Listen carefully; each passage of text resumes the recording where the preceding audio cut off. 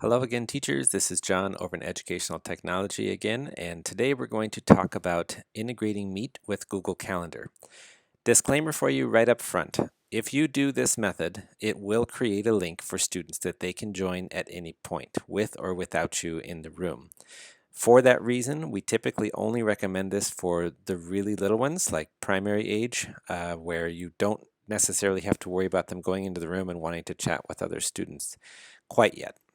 But again, if you have any age where you know and trust or have specific reasons, this is a great integration and make it simple for you and students.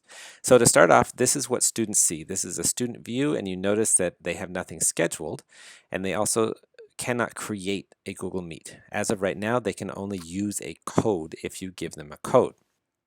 So let me jump over to teacher view here, and we're going to talk about this from Google Classroom specifically, but if you don't use Google Classroom, know that you can do exactly the same thing by just going to your Google Calendar, either by calendar.google.com or from any of the other Google apps.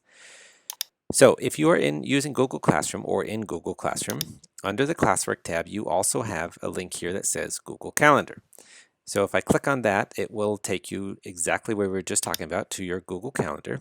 And from here, you can schedule your live sessions. So if you're creating a live lesson, if you're creating a meeting with students, if you're creating anything that's your synchronous instruction, you can schedule it here. So for example, let's say I am setting up something today at 11 o'clock. So I'm going to say from 11 to 12, and let's just call this our live lesson sample for today.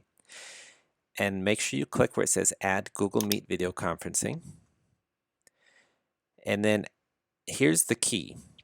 You can copy this information and you can post that, or you can send it however you wish, and yes, students can just join that way. However, if you add them as a guest, so for example, I have a student here I will add. If you add that student as a guest and then click on Save, you can choose whether you want to send them an invitation or not, but I'm just going to say no because I just want it to be on their calendar. And here's the advantage of doing that.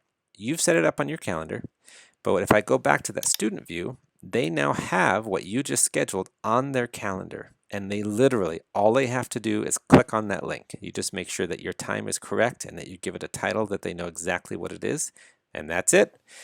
So again, for probably the really young primary students, this could help you a lot by just walking them through how to get through the My OUSD dashboard, clicking on Google Meet, and then they have their calendar right here.